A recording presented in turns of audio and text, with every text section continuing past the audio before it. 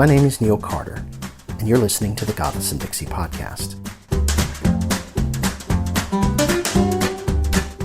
For more thoughts about the challenges facing a former evangelical still living in a highly religious environment, visit godlessanddixie.com. How Christianity teaches you to hate yourself. One of the great joys of living in the Bible Belt is that you can hear Christian music played overhead almost anywhere you go.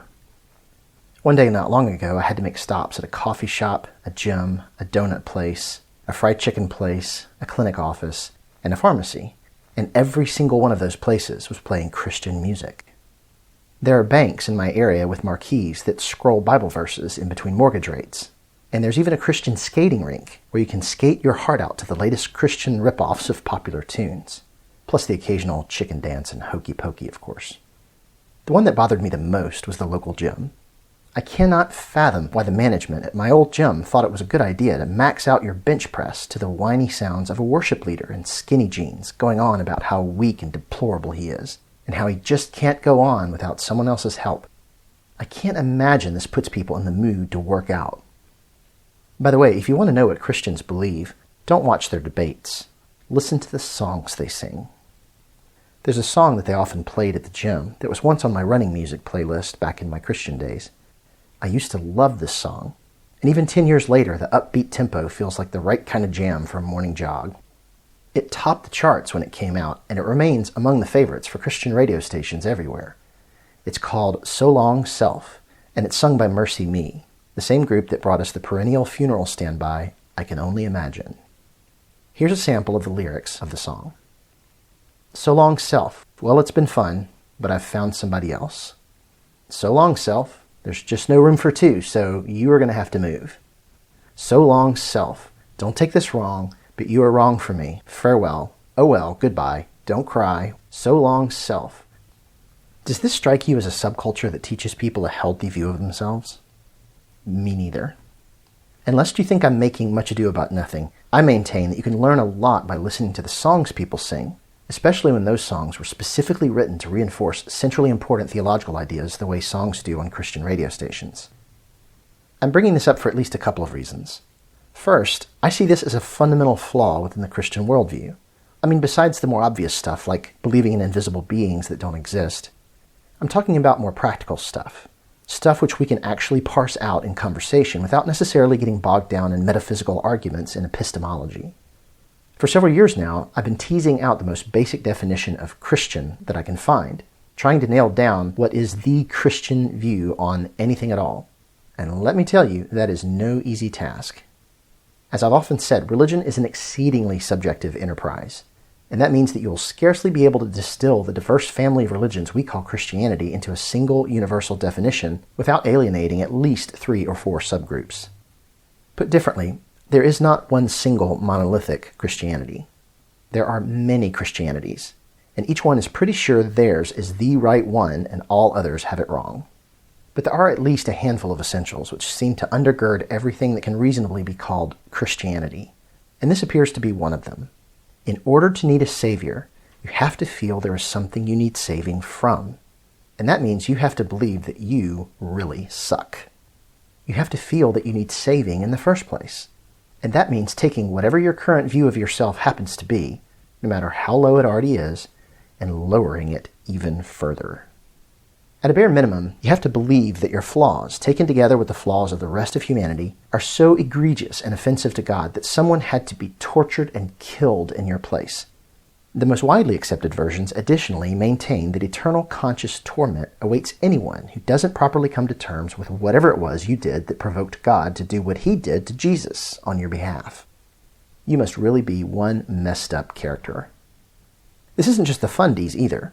Not everyone does the hell thing, but even the more progressive Christians I've spoken with have expressed an inability to get around this notion of fundamental brokenness.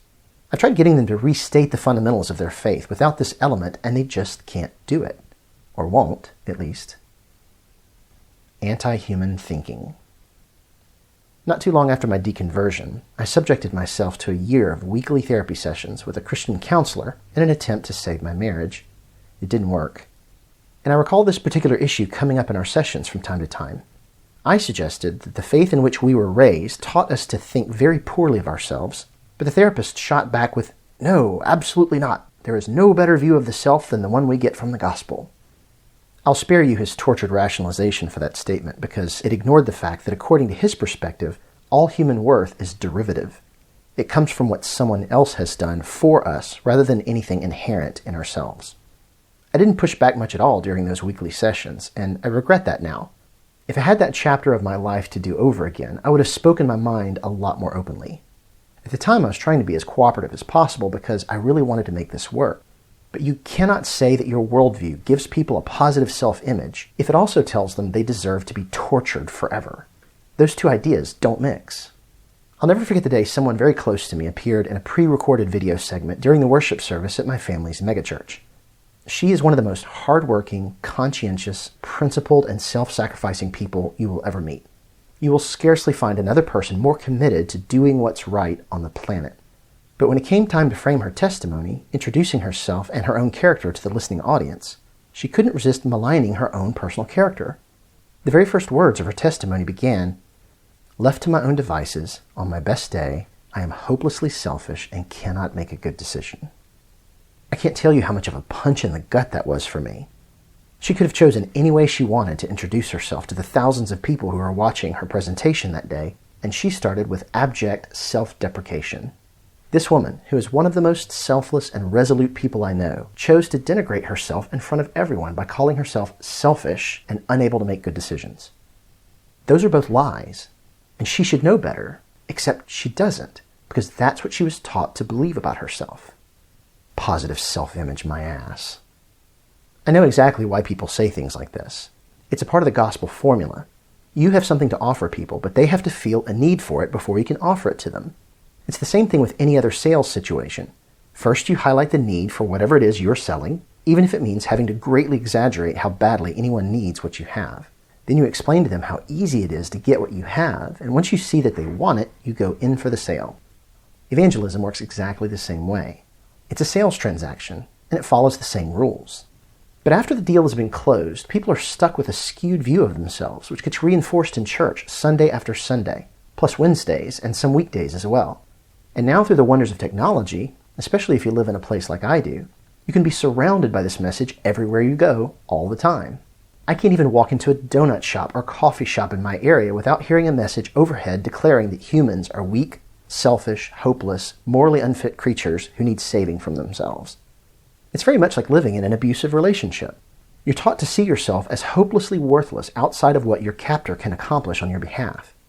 Left to your own devices, you are weak and helpless. Yes, just keep repeating that to yourself over and over again. This is not good news. This is psychological abuse. Sugar-coated though it may be with the vocabulary of love, it's only made more sinister by its pretty packaging and by its aggressive marketing toward children. The church knows it has to get to them before they are old enough to say, wait, these are awful things to say. I see at least 4 things that result from this persistent and pervasive message of self-loathing. Number 1, it makes you easier to control. And I'm not necessarily saying the people who develop this message intentionally engineered their religion to rule over others, but that is in fact one of the off-label benefits. And as a result, those traditions which hit this message the hardest retain their members the longest. People are too scared and self-doubting to leave. Go check the stats. Those traditions which push a positive self-image among their members tend to have a higher attrition rate. They lose their members in time because plenty of other traditions offer the same self-affirming message. Not so with the church traditions that make you feel like a maggot. Those churches are still going strong and will continue in their strength because they have convinced their people that apart from the grace of God, mediated through their denomination alone, people will only collapse under the weight of their own depravity. Even their ability to question and critique this anti-humanistic dogma gets checked before it can begin because who are you to question God's word, you reprobate? Number 2, it teaches you unhealthy self-talk, which is a self-fulfilling prophecy. It deprives you of any sense of accomplishment because you begin each endeavor rehearsing a script declaring you unfit for whatever the task is at hand. Even if you accomplish what you set out to do, you will still credit someone else for your success instead of yourself. This is not a healthy way to live. It's self-hatred, which I would argue is thoroughly biblical. and it's holding us back as a species. Number 3, it gives you an overly negative view of the rest of humanity. I can't tell you how many times I've watched the good deeds of other people get shot down by cynical Christians who believe that good is the enemy of God. For evangelicals in particular, the human pursuit of goodness and progress is a dangerous thing which must be opposed. Just like Yahweh in the Old Testament objected to the building of a tower that was too high, so evangelicals resist any major advance in science or technology which instills us with too much confidence in what humanity will be able to accomplish. On a personal note, I must also point out that their view of non-believers is even worse. They denigrate themselves plenty, but people who don't share their faith are infinitely worse. I have watched person after person after person in my life interpret every move I make in the least charitable light possible. They assume everything I do is motivated by self-interest, greed, lust, you name it. Pick a character flaw. Some of them have even told me I'm being controlled by evil spirits. How do you address a belief like that? It's futile. If I could dismiss these people, I would, but they are my own neighbors, coworkers, and family. It's not always as simple as, well, just pack up your things and move somewhere else. Number 4. Finally, it damages your ability to have healthy relationships because it teaches you to invalidate your own personal needs. Some people didn't learn this message as thoroughly as I did, but this one really did a number on me. There's an evangelistic PR movement called I'm Second that's been circulating on YouTube for a number of years, and it teaches people to testify that Jesus is more important than they are. My upbringing went one step further. As an evangelical Christian, I was taught to see myself as third, Jesus first, others second, and myself third. Semantics aside, it's the same message. Your needs, your aspirations, and your accomplishments are not as important as the needs of others. Give someone a steady diet of that message for 30 years, and you've got yourself a formula for self-neglect and dysfunctional relationships. Looking back over relationships that have gone badly over the course of my life, I see that one thread running through each one of them is this tendency to push aside, to suppress any awareness of my own needs in order to take care of everyone else. That sounds noble at first, I know, but it lacks balance. Healthy relationships are based on a mutual give and take. It's not always giving, giving, giving.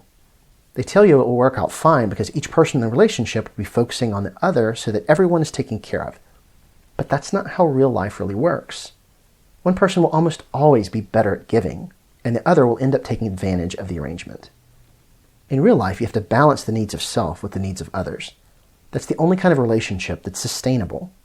It's not always about dying to self and ignoring your own needs in order to take care of the needs of others. That may be the most Christian way to love, but it is a recipe for neglect, dysfunction, and even potentially abuse.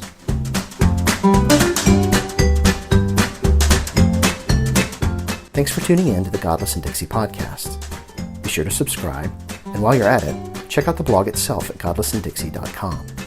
If you're helped by what you've heard and would like to help me keep doing what I'm doing, you can become a sponsor through visiting patreon.com/godlessanddixie.